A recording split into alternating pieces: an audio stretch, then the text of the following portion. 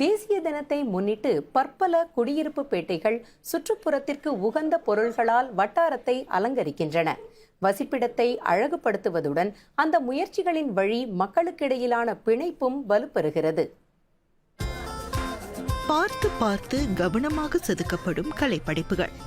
மூத்தோரின் கைவண்ணத்தில் முட்டை தட்டுகளும் போத்தல்களும் தேசிய தின அலங்கார பொருள்களாக உருமாறுகின்றன.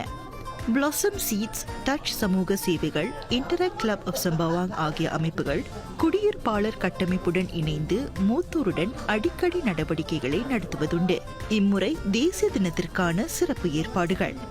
60க்கு மேற்பட்ட வயதினர்கள் இந்த நிலையத்துக்கு வருகிறார்கள்.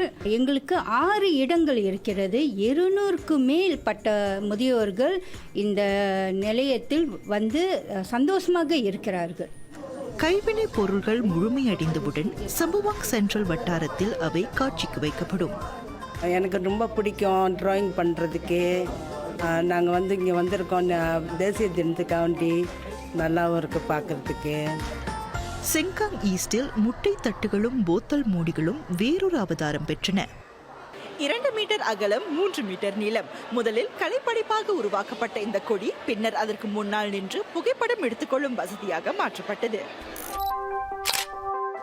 நீடித்த நிலைத்தன்மையை மக்களிடம் கொண்டு சேர்க்க இந்த முயற்சி. இதை பார்க்கும்போது நம்மளுக்கும் இப்போ இப்படி பண்ணலாமேன்னு ஒரு ஊக்கம் வரும். இவ்வளோ பெருசாக தேவையில்ல, குட்டியாக ஆரம்பிக்கலாம். குழந்தைங்களுக்கு இன்னும் மோட்டிவேஷனாக இருக்கும் பார்க்கும்போது. அது எப்படி ஸ்கூலில் போகும்போது என்னென்ன பண்ணலாம், இந்த மாதிரி மெட்டீரியல்ஸ் பார்க்கும்போது அவங்க நிறைய லேர்ன் பண்ணுவாங்க. ரீசைக்கிள் மெட்டீரியல் பண்ணுறதுனால அது பெஸ்ட்டாக இருக்குது இந்த டைமு. அதுக்கு முன்னாடி வேறு ஃபோட்டோ இது வேறு வச்சுருக்காங்க. அது டிஃப்ரெண்ட்டான டீம் மாதிரி இருக்குது, நல்லா இருக்குது. குரோஷே எனும் பின்னுதல் மூலம் இவை அனைத்தும் செய்யப்பட்டன. The sampan is actually to represent the old Singapore from a fisherman and a rubber plantation. We start to develop to see what is Singapore now. The fruit itself represent the healthy living of Singapore. பின்னுதலுக்குள் மறுபயனீடு செய்யப்பட்ட பொருள்களும் ஒளிந்து கொண்டிருக்கின்றன. சுமார் 3 மாத வேலைப்பாடு.